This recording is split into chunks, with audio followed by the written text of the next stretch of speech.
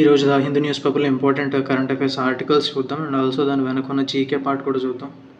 And video స్లోగా చెప్పినట్టు అనిపిస్తే 1.5x or 2x speed prefer చేయండి.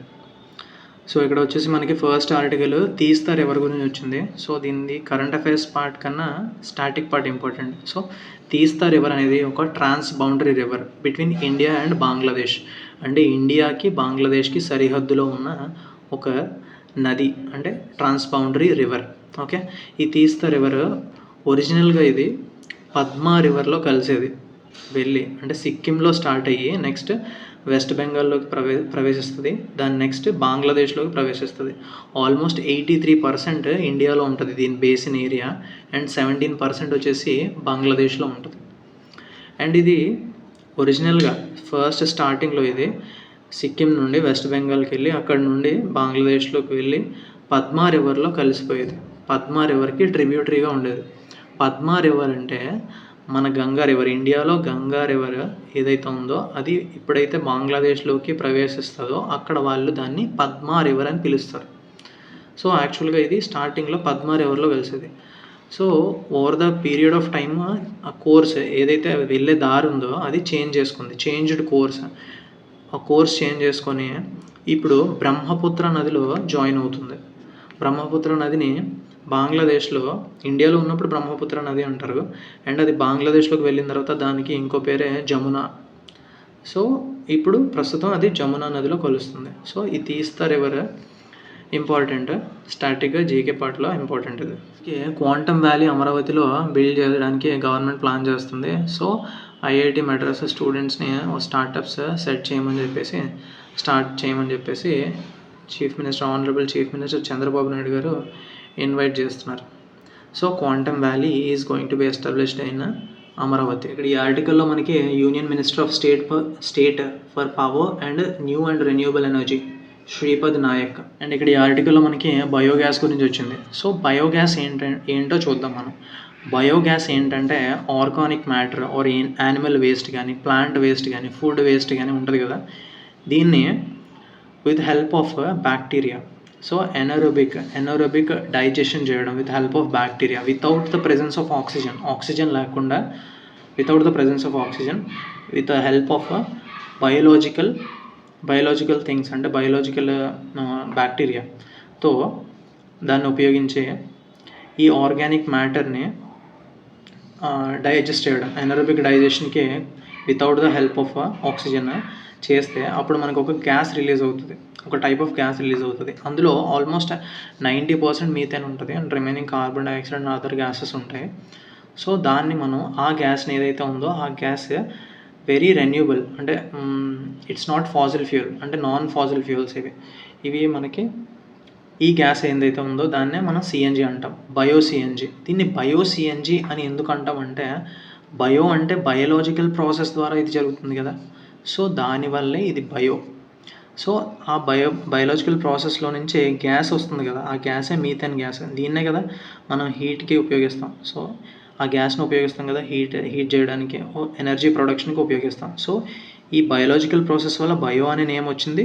సో ఆ ప్రాసెస్ నుండి గ్యాస్ వస్తుంది కాబట్టి దాన్నే బయోగ్యాస్ అంటాం మనం. సో అట్లా వచ్చింది ఆ పేరు బయోగ్యాస్ అనేది. సో బయో సిఎన్జీ అంటే కంప్రెస్డ్ న్యాచురల్ గ్యాస్లో 90% ఆఫ్ మీథేన్ ఉంటుంది. సో ఈ కాంపోజిషన్ అనేది ఇంపార్టెంట్. అండ్ ఇక్కడ మనకి ఈ ఆర్టికల్ వచ్చింది ఒకటి ఏంటంటే, కర్ణాటక గవర్నర్ ఎవరంటే తావర్చంద్ గెహ్లోట్. ఈయన ఏం చేస్తారంటే కర్ణాటక అసెంబ్లీలో స్టేట్ అసెంబ్లీ ఒక బిల్లు ప్రవేశపెట్టింది. ఆ బిల్లుని ఈయన ప్రెసిడెంట్స్ అసెంట్ కోసం, అంటే ప్రెసిడెంట్కి రెఫర్ చేశారు. సో అండర్ విచ్ ఆర్టికల్ ఏంటంటే పవర్ కాన్స్టిట్యూషన్లో అండర్ ఆర్టికల్ 200 వల్ల ఆ పవర్స్ వస్తాయి. ఏంటంటే ఒక బిల్ ఏదైతే ఉందో స్టేట్ లెజిస్లేచర్లో, ఫర్ ఎగ్జాంపుల్ ఒక బిల్ వచ్చినప్పుడు గవర్నర్కి పవర్స్ ఉంటాయి అండర్ ఆర్టికల్ 200. ఆయన రిజర్వ్ చేయొచ్చు, అంటే ఆయన దగ్గర పెట్టుకోవచ్చు, అండ్ లేదంటే గ్రాంట్ చేయొచ్చు. అంటే రిజర్వ్ అంటే ప్రెసిడెంట్కి రిజర్వ్ చేయొచ్చు, ప్రెసిడెంట్కి రెఫర్ చేయడం అంటే ప్రెసిడెంట్కి పంపించడం, దీని మీద ఏం యాక్షన్ తీసుకోకుండా ప్రెసిడెంట్ మీరు తీసుకోండి అని చెప్పేసి ప్రెసిడెంట్కి పంపించడం. ఇంకో ఆప్షన్ ఏంటంటే గ్రాంట్, అంటే దాన్ని బిల్ పాస్ చేయడం. అండ్ ఇంకోటి ఏంటంటే విత్ హోల్డ్, అంటే ఏం యాక్షన్ తీసుకోకుండా విత్ హోల్డ్ చేయడం. So under article 200. కానీ సో ఈ 3 పవర్స్ కూడా మళ్ళీ ప్రెసిడెంట్కి కూడా ఉంటాయి. ఒక బిల్ పంపించిన తర్వాత ఆ పవర్స్ అండర్ ఆర్టికల్ 201 ఏవైతే స్టేట్ బిల్స్ గవర్నర్ ప్రెసిడెంట్కి రిఫర్ చేస్తారో దాని మీద తీసుకునే action under article 201 president powers. So ఈ ఆర్టికల్స్ అనేవి ఇంపార్టెంట్. ఇక్కడ ఇష్యూ ఏంటంటే ఈ Karnataka mineral rights and mineral bearing land tax bill 2024. So ఈ ట్యాక్స్ మైనింగ్ ఉంటాయి కదా, మైనింగ్ చేసే ఏరియాస్ ఉంటాయి కదా, అక్కడ వేసే ట్యాక్సెస్ మీద, అక్కడ ఉండే ల్యాండ్ మీద, ఆ మినరల్ రైట్స్ మీద ఈ బిల్ అనేది ఉంది. సో ఈ బిల్లుని ఆయన ప్రెసిడెంట్ అసెంట్ కోసం రిఫర్ చేశారు. యాక్చువల్గా ఇది ఎందుకు రిఫర్ చేస్తారు అంటే, లేదంటే యాక్చువల్గా ఈయన దాని మీద యాక్షన్ తీసుకోకుండా ప్రెసిడెంట్కి ఎందుకు రిఫర్ చేస్తారంటే, ఇప్పుడు దానివల్ల కాన్స్టిట్యూషన్కి లేదంటే సెంట్రల్ లాస్కి విరుద్ధంగా ఉంటాయి. వీళ్ళు చేసే స్టేట్ అసెంబ్లీ చేసే యాక్ట్స్ ఏమైనా ఉన్నాయో అవి సెంట్రల్ లాస్కి కానీ కాన్స్టిట్యూషన్కి కానీ విరుద్ధంగా అనిపిస్తే అవి డైరెక్ట్గా ఇంకా ప్రెసిడెంట్కి రెఫర్ చేస్తారు. సో ఇక్కడ ఇందులో ప్రాబ్లం ఏంటంటే, ఈ యాక్ట్లో మనకు ప్రాబ్లం ఏంటంటే, the bill proposes to levy a tax 20 to 100 per ton. ప్రతి టన్ మీద 20 రూపీస్ టు 100 రూపీస్ ట్యాక్స్ వేయాలని చెప్పేసి చూస్తుంది స్టేట్ గవర్నమెంట్. సో అలా వేస్తే ఆ impact parliamentary or central laws మీద పడుతుంది. అవి ఏంటంటే ఎన్వైరన్మెంటల్ ప్రొటెక్షన్ యాక్ట్ 1986, ఈ years important, and forest conservation act 1980, and minerals and mines and minerals development and regulation act 1957. ఈ యాక్ట్స్కి విరుద్ధంగా జరుగుతున్నట్టు ఈ బిల్ పాస్ అయితే అని చెప్పేసి ఇక్కడ ఈ ఆర్టికల్లో చెప్పారు. The Raj Bhavan said the net present value compensatory afforestation charge and also royalty. వాళ్ళు ఇప్పుడు మైన్స్ ఒక రాయల్టీ పే చేస్తాయి. రాయల్టీ ఏంటంటే ఒక సర్టెన్ ఏరియాలో సర్టెన్ మినరల్స్ని వాళ్ళు మైన్ చేసుకున్నందుకు గాను ఎవరైతే ఆ మైనింగ్ కంపెనీ ఉందో అది పే చేసే అమౌంట్నే రాయల్టీ అంటాం. గవర్నమెంట్కి పే చేసే ఫీ ఉంటుంది కదా, దాన్ని మనం రాయల్టీ అంటాం. Certain minerals. అండ్ ఆల్సో ఇక్కడ national mineral exploitation trust and district mineral foundation, దీని గురించి మనం నిన్న హిందూ పేపర్ అనాలిసిస్లో చూసాం. District mineral foundation. ఇక్కడ మళ్ళీ డెడ్ రెంట్ అంటే ఏంటంటే ఫిక్స్డ్ రెంట్. ఇప్పుడు ఒక మైనింగ్ ఏరియా ఉంది, అది మైన్ చేసుకోమని చెప్పేసి పవర్స్ ఇచ్చింది. ఒక మైనింగ్ కంపెనీకి గవర్నమెంట్ పవర్స్ ఇచ్చింది, మీరు మైన్ చేసుకోండి అని చెప్పేసి. అక్కడ కొన్ని కారణాల వల్ల వాళ్ళు చేయలేకపోతున్నారు, ఐడల్గా ఉంది, అక్కడ వర్క్ చేయట్లేదు, ఐడల్గా ఉంది. కానీ అక్కడ వాళ్ళు మైన్ చేసినా చేయకపోయినా ఒక ఫిక్స్డ్ రెంట్ కట్టాలి, దాన్నే డెడ్ రెంట్ అంటారు. సో ఇక్కడ డెడ్ రెంట్ అంటే ఫిక్స్డ్ రెంట్, ఏదైతే గవర్నమెంట్కి పే చేస్తుందో ఆ మైనింగ్ కంపెనీ, సో దాన్నే మనం డెడ్ రెంట్ అంటాం. సో ఈ ఆర్టికల్లో ఇంతవరకు ఇంపార్టెంట్. అండ్ ఇక్కడ రెటిసెన్స్, దీని మీనింగ్ ఇంపార్టెంట్ ఎస్ఎస్సి ఎగ్జామ్స్కి ఎస్పెషలీ. రెటిసెన్స్ అంటే సైలెంట్గా ఉండడం లేదంటే క్వైట్గా ఉండడం. అండ్ దీని ఎగ్జాక్ట్ మీనింగ్ టాసిటర్న్ సినోనిమ్, చాలా ఇంపార్టెంట్. ఇది previous year question in SSC exams. Taciturn, TACITURN. Taciturn అంటే సైలెంట్గా ఉండడం, రిజర్వ్గా ఉండడం. అండ్ ఇక్కడ మనకి పబ్లిక్ అకౌంట్స్ కమిటీ గురించి వచ్చింది. పబ్లిక్ అకౌంట్స్ కమిటీ గురించి ఆల్రెడీ నిన్న అనాలిసిస్లో ప్రీవియస్లీ 2 times ఇది రిపీట్ అయింది, ఆల్రెడీ మనం చూసాం. కాకపోతే ఒక రివైజ్ చేద్దాం, ఎగ్జామ్ పాయింట్ ఆఫ్ వ్యూలో ఏది ఇంపార్టెంటో అది రివైజ్ చేద్దాం. Public accounts committee, it is one of the 3 financial committees, one of the main committees. 3 committees ఉంటాయి, అందులో one of the main committee public accounts committee. ఇది ఏంటంటే ఆడిట్ చేస్తుంది, revenue and expenditure of the గవర్నమెంట్ని ఏదైతే ఉందో దాన్ని ఆడిట్ చేస్తుంది. ఇది 1921లో ఎస్టాబ్లిష్ చేశారు, ఈ ప్రాక్టీస్ని స్టార్ట్ చేశారు under the act government of India act 1919. So ఇది ప్రతి ఇయర్ కూడా 1 year టర్మే ఉంటుంది దీనికి. ప్రతి ఇయర్ కూడా మళ్ళీ రీకన్స్టిట్యూట్ చేస్తారు. ఇందులో మెంబర్స్ 22 members ఉంటారు. 15 members from Lok Sabha and 7 members from Rajya Sabha. And also దీని చైర్మన్ని స్పీకర్ డిసైడ్ చేస్తారు, who will chair this public accounts committee అని చెప్పి. సో దీని పరంగా స్టాటిక్ ఇంపార్టెంట్ చదువుకున్నాం. అండ్ ఇక్కడ మనకి ఇదే ఆర్టికల్లో లాకడైసికల్, దీని మీనింగ్ చాలా ఇంపార్టెంట్. లాకడైసికల్ అంటే డల్ ఆర్ కేర్లెస్, అంటే రెక్లెస్గా ఉండడం, లాకడైసికల్. ఇక్కడ finance ministry's audit approach as lackadaisical, అంటే చాలా డల్గా ఉంది, కేర్లెస్గా ఉందని చెప్పేసి చెప్తున్నారు. ఇక్కడ గ్రౌండ్ జీరో అని చెప్పేసి ఒక ఎక్సలెంట్, ఒక హోల్సమ్ ఆర్టికల్ వచ్చింది. ఇది వీలైతే చదివితే చాలా ఇంపార్టెంట్. అసలు ఇంపార్టెంట్ అంటే ఒక నెరేషన్ పాయింట్ ఆఫ్ వ్యూలో చాలా ఇంపార్టెంట్. ఇది చాలా ఇంట్రెస్టింగ్ ఉంటుంది. ఈ కేసు ఏంటంటే రన్యారావు, ఈవిడ కన్నడ యాక్టర్. ఈవిడ ఏంటంటే గోల్డ్ని స్మగుల్ చేసింది, దుబాయ్ నుంచి ఇండియాకి స్మగుల్ చేసింది. అంటే మెనీ ఇయర్స్ నుంచి చేస్తుంది, కాకపోతే ఈసారి దొరికిపోయింది. సో ఈ ఆర్టికల్ జనరల్గా చదవండి, కేసు ఏంటి జనరల్గా అంటే ఎగ్జామ్ పాయింట్ ఆఫ్ వ్యూలో మనకి ఇంపార్టెంట్ కాదు, కాకపోతే ఇందులో కొన్ని మీనింగ్స్ ఉన్నాయి, అంటే కొన్ని కొత్త వర్డ్స్ ఉన్నాయి, ఇవి చాలామందికి తెలియదు. సో అవి చూద్దాం. ఇక్కడ స్లూత్స్ అంటే గూఢచారులు, స్లూత్స్ లేదా డిటెక్టివ్స్. స్లూత్స్ దీని మీనింగ్ ఇంపార్టెంట్. స్లూత్స్ అంటే గూఢచారులు. అండ్ కెంపగౌడ ఇంటర్నేషనల్ ఎయిర్పోర్ట్ ఎక్కడ ఉంది? బెంగళూరులో ఉంది. అండ్ ఆల్సో ఇక్కడ మనకి ఎస్ఏఆర్ అంటే one who checks the quality of a metal, ఆ ప్యూరిటీ. ఇప్పుడు గోల్డ్ ప్యూరిటీని చెక్ చేసేవాళ్ళు, దాని క్వాలిటీని చెక్ చేసేవాళ్ళు, ఆ కాంపోజిషన్ ఎంత ఉంది, ఇప్పుడు అందులో కాంపోజిషన్ ఆఫ్ మెటల్స్ ఎంత ఉంది అని చెప్పేసి ఎస్టిమేట్ చేసే అతన్ని ఎస్ఏఆర్ అంటాం మనం. దీని మీనింగ్ కూడా ఇంపార్టెంట్ మనకి.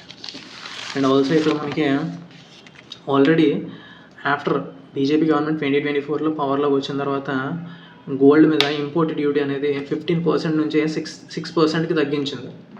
ఎందుకు తగ్గించింది? గోల్డ్ స్మగ్లింగ్ తగ్గుతుందని చెప్పి. సో ఇంపోర్ట్ డ్యూటీ దాన్ని బైపాస్ చేసి స్మగిల్ చేశారంటే ఇప్పుడు 15% సేవ్ చేసుకున్నట్టే కదా. కానీ ఇది 6%కి తగ్గించింది ఇంపోర్ట్ డ్యూటీ, అయినా సరే గోల్డ్ స్మగ్లింగ్ చేస్తున్నారు.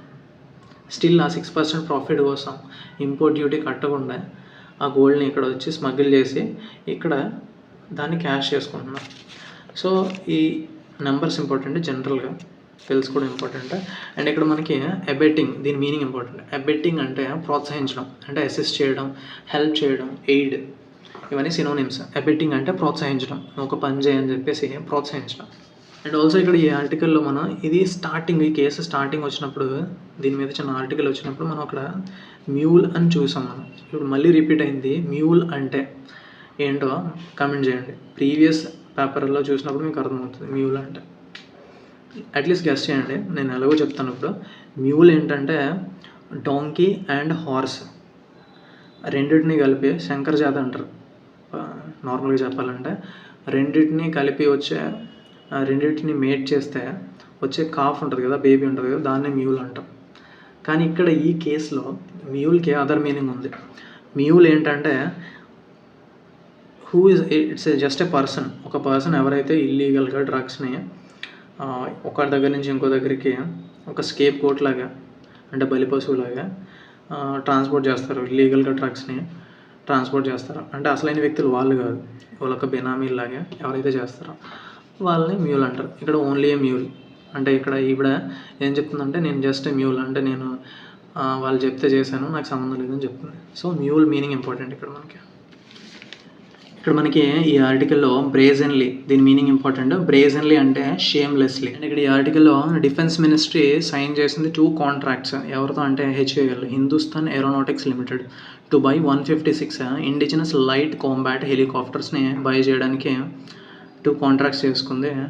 And also associated equipment for total outlay 62,700 crore ఒక డిఫెన్స్ మినిస్ట్రీ HALతో ఒప్పందం చేసుకుంది.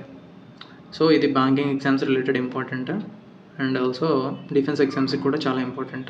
అండ్ ఇక్కడ ఒక ఆర్టికల్ వచ్చింది మనకి, government passes bill to simplify maritime regulations. So లోక్సభలో ఒక బిల్ పాస్ చేశారు. ఏంటంటే అది to modernise provisions governing the carriage of goods by sea and simplify maritime regulations. Carriage of goods by sea bill 2024 ఇది voice vote ద్వారా pass చేశారు లోక్సభలో. ఈ బిల్ ఏంటంటే గూడ్స్ సీ ద్వారా రవాణా చేసే గూడ్స్ ఉంటాయి కదా, అండ్ ఆల్సో మ్యారిటైమ్ రెగ్యులేషన్స్ ఉంటాయి కదా, ఆ లాస్ని సింప్లిఫై చేయడానికి, ఆ గూడ్స్ని రవాణా చేసే విధానంలో ఉన్న ప్రొవిజన్స్ ఉంటాయి కదా, వాటిని మోడర్నైజ్ చేసి సింప్లిఫై చేసేయడం కోసం ఒక కొత్త బిల్ని రీఇంట్రొడ్యూస్ చేసినట్టు చేసింది, అంటే రీప్లేస్ చేస్తుంది. ఇది అంటే పాతలో ఒక యాక్ట్ ఉంది, దాన్ని రీప్లేస్ చేస్తుంది. ఏంటి? Indian carriage of goods by sea act 1925. ఏ యాక్ట్ ఏ ఇయర్లో ఎనాక్ట్ చేసిన యాక్ట్ని రీప్లేస్ చేస్తుందని చెప్పేసి క్వశ్చన్ అడగొచ్చు ఇక్కడ. సో 1925 యాక్ట్ని ఇప్పుడు రీప్లేస్ చేస్తున్నారు. So which establishes the responsibilities, liabilities, rights and immunities in case of goods carried from one port to another port in India or abroad. So by sea, through the sea route ఆ goods ఒక port నుంచి ఇంకో పోర్ట్కి transport చేసినప్పుడు దానికి ఉన్న immunities, rights, liabilities, responsibilities ఇందులో క్లియర్గా mention చేస్తుంటారు. సో ఆ యాక్ట్ పాస్ చేశారని చెప్తున్నారు. అండ్ ఆల్సో ఇక్కడ మనకి union minister of ports and shipping waterways Sarbananda Sonowal. మనకి కింగ్ రాణా సంఘ గురించి వచ్చింది. కింగ్ రాణా సంఘకి ఇంకో పేరు మహారాణా సంగ్రామ్ సింగ్. ఈయన సిసోడియా డైనాసిటీకి చెందినవాడు. సో ఈయన రాజ్పుత్ డైనాసిటీ అంటే రాజ్పుత్ కింగ్ ఈయన.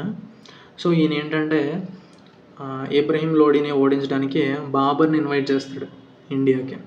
సో లాస్ట్కి ఏంటంటే మళ్ళీ బాబర్కే ఉంటుంది యాక్చువల్గా తన రాజ్యాన్ని ఇండియాలో స్థాపించుకోవాలని చెప్పేసి ఉంటుంది కదా. లాస్ట్కి మళ్ళీ మహారాణా సంఘతో అంటే కింగ్ రాణా సంఘతోనే యుద్ధం చేయాల్సి వస్తుంది. బ్యాటిల్ ఆఫ్ కన్వా, దాన్ని వెరీ ఇంపార్టెంట్ ఇక్కడ బ్యాటిల్ ఆఫ్ కన్వా ఎస్ఎస్సి ఎగ్జామ్స్లో రిపీటెడ్ క్వశ్చన్ ఇది. బ్యాటిల్ ఆఫ్ కన్వా 1527లో బాబర్కి రాణా సంఘ మహారాణా సంగ్రామ్ సింగ్ గారు, బోత్ నేమ్స్ కరెక్టా, కింగ్ రాణా సంఘకి జరుగుతుంది. బాబర్ గెలుస్తాడు, ఇక్కడ రాణా సంఘ ఓడిపోతాడు. సో ఈయన కింగ్ ఆఫ్ మేవార్ అంటే రాజస్థాన్లో ఉన్న మేవార్కి రూలర్ ఈయన. ఇప్పుడు 1508 1528 ఆ టైంలో లైక్ 16th century చెప్పాలంటే. సో ఈ ఎస్పెషలీ ఇక్కడ ఏంటంటే ఈ battle important, SSC previous year question ఇది. అండ్ ఇక్కడ ఈ article West Bengal chief minister Mamata Banerjee garu and also governor ఎవరంటే CV Anand Bose. Government retains interest rates ఉన్న స్మాల్ సేవింగ్స్ స్కీమ్స్. ఈ స్మాల్ సేవింగ్స్ స్కీమ్స్ ఏవైతే ఉన్నాయో వాటి ఇంట్రెస్ట్ రేట్తో సహా బ్యాంకింగ్ ఎగ్జామ్స్కి ఇంపార్టెంట్. మెయిన్స్ ఎగ్జామ్స్లో కరెంట్ అఫైర్స్ పార్ట్లో డెఫినెట్లీ ఇది ఏదో ఒక స్కీమ్ గురించి ఎంత రేట్స్ ఉన్నాయి, ఎప్పుడు రివైజ్ చేశారు, మార్చారా ఏంటి అని చెప్పేసి అడుగుతారు, డెఫినెట్లీ అడుగుతారు. సో ఇక్కడ ఏంటంటే గవర్నమెంట్ రేటెన్స్ సేమ్ ఇంట్రెస్ట్ రేట్స్ ఉంచింది, పెద్దగా మార్చలేదు అని చెప్తున్నారు. ఇక్కడ క్లియర్గా చెప్పాలంటే పీపీఎఫ్ అంటే పబ్లిక్ ప్రావిడెంట్ ఫండ్ మీద ఇంట్రెస్ట్ రేట్ ఎంత ఉంది 7.1%. And post office savings deposit మీద 4% ఉంది. సో ఇది చాలా ఇంపార్టెంట్. అండ్ ఇక్కడ నెక్స్ట్ ఆర్టికల్లో మనకి 6th summit of BIMSTEC. BIMSTEC అంటే bay of Bengal initiative for multisectoral technical and economic cooperation. ఈ బిమ్స్టెక్ సమ్మిట్ ఎక్కడ జరుగుతుంది? 6th సమ్మిట్ ఇది ఎక్కడ జరుగుతుందంటే బ్యాంకాక్లో జరుగుతుంది. యాక్చువల్గా దీన్ని స్టాటిక్ పార్ట్ చూస్తున్నాం. ఈ 6th సమ్మిట్కి మిస్టర్ మోదీ గారు హానరబుల్ పిఎం గారు అటెండ్ అవుతున్నారు. April 3-4 అటెండ్ అవుతున్నారు. సో దీన్ని స్టాటిక్ పార్ట్ చూద్దాం. బిమ్స్టెక్ అంటే ఏంటి? అది యాక్చువల్గా ఎస్టాబ్లిష్ చేసింది June 6th 1997లో ఎస్టాబ్లిష్ చేశారు through the Bangkok declaration. So Bangkok declaration ద్వారా ఎస్టాబ్లిష్ చేసిన ఆర్గనైజేషన్ ఏంటంటే బిమ్స్టెక్. ఇది ఏంటంటే స్టార్టింగ్ ఇది స్టార్ట్ అయినప్పుడు ఇందులో only Bangladesh, India and Singapore and Thailand ఉండేవి. జస్ట్ 4 కంట్రీస్ ఉండేవి. అండ్ మళ్ళీ 97 డిసెంబర్లోనే మయన్మార్ని కూడా యాడ్ చేసుకున్నారు. సో మయన్మార్ని యాడ్ చేసుకున్న తర్వాత మళ్ళీ 2004లో భూటాన్ యాడ్ అయింది, నేపాల్ యాడ్ అయింది. సో ఈ టోటల్ ఇవి 4 ఇవి 3 టోటల్ 7 కంట్రీస్. 7 కంట్రీస్తో ప్రస్తుతం బిమ్స్టెక్ ఉంది. అండ్ దీని సెక్రటేరియట్ ఎక్కడ ఉందంటే ఢాకా, బంగ్లాదేశ్ క్యాపిటల్ ఢాకాలో ఉంది సెక్రటేరియట్. అండ్ ఇది ఆల్టర్నేటివ్ టు సార్క్ అని చెప్తారు జనరల్గా. సార్క్ అంటే south Asian association for regional cooperation. So ఈ సార్క్కి ఆల్టర్నేట్ గ్రూపింగ్ కింద ఈ బిమ్స్టెక్ ఉంది. యాక్చువల్లీ ఇందులో ఏంటంటే technological cooperation, economic cooperation. So ఈ కంట్రీస్ ఒక గ్రూపింగ్ ఫామ్ అయ్యి సో ఈ ఇష్యూస్ని డిస్కస్ చేస్తూ ఉంటారు. ఈ సమ్మిట్ ప్రస్తుతం ఏంటంటే బ్యాంకాక్లో జరుగుతుంది, థాయిలాండ్. అండ్ ఇక్కడ మనకి banks to raise ATM charges to 23 rupees per withdrawal after free use. అంటే ఇక్కడ ఆర్బీఐ ఒక సర్క్యులర్ ఇచ్చింది. అందులో ఏంటంటే ఇప్పుడు ఏటీఎం క్యాష్ విత్డ్రావల్ మనకి ఫ్రీ విత్డ్రావల్స్ ఉంటాయి, మంత్లీ 5 సంథింగ్ ఉంటాయి. మన ఓన్ బ్యాంక్ ఏటీఎం నుంచి ఎవ్రీ మంత్ మనం ఫ్రీ ట్రాన్సాక్షన్స్ని అవైల్ చేసుకోవచ్చు. సో అవి అయిపోయిన తర్వాత అక్కడ నుంచి ప్రతి ట్రాన్సాక్షన్ మీద అప్ టు 23 రూపీస్, 2 రూపీస్ నుంచి 23 రూపీస్ వరకు పెర్ ట్రాన్సాక్షన్కి ఛార్జ్ చేస్తుంది గవర్నమెంట్. సో బ్యాంక్స్ అలా ఛార్జ్ చేస్తాయని చెప్పేసి ఆర్బీఐ సర్క్యులర్ ఇచ్చింది. సో ఇది బ్యాంకింగ్ ఎగ్జామ్స్కి ఇంపార్టెంట్. అదర్ బ్యాంక్ ఏటీఎమ్స్ ఏంటంటే 3 మెట్రో సిటీస్ అయితే 3 ఫ్రీ ట్రాన్సాక్షన్స్ అవైల్ చేసుకోవచ్చు. సో వేరే బ్యాంక్ ఏటీఎంలో తీస్తే మనం. అండ్ 5 నాన్ మెట్రో సిటీస్లో అయితే 5 వరకు ఫ్రీగా అవైల్ చేసుకోవచ్చు. దాని తర్వాత నుంచే ఛార్జ్ చేస్తారు, ఎంతో కొంత అమౌంట్ ఛార్జ్ చేస్తారు. మనకి అక్రాస్ ద బోర్డ్ ఈ ఈడియం చాలా ఇంపార్టెంట్. అక్రాస్ ద బోర్డ్ అంటే effect everyone, all inclusive, blanket, extensive. So across the board అంటే అందరినీ ఎఫెక్ట్ చేసే ఒక decision. Effect everyone, across the board idiom SSC ఎగ్జామ్స్కి ఇంపార్టెంట్. ఇక్కడ స్పోర్ట్స్ అండ్ పర్సనాలిటీస్లో చూసాం మనం. ఈ పిక్చర్లో కనిపిస్తున్న వ్యక్తి Sharath Kamal, table tennis player, important. And ఇక్కడ పుట్ ఆఫ్ అంటే దీని phrase important, phrase meaning important. Put off అంటే పోస్ట్ పోన్ అంటే డీలే చేయడం, పోస్ట్ పోన్ చేయడం, చేంజ్ చేయడం. పుట్ ఆఫ్ అంటే పోస్ట్ పోన్. ఎస్ఎస్సి ఎగ్జామ్స్కి important actually. So that's it. Thank you for watching.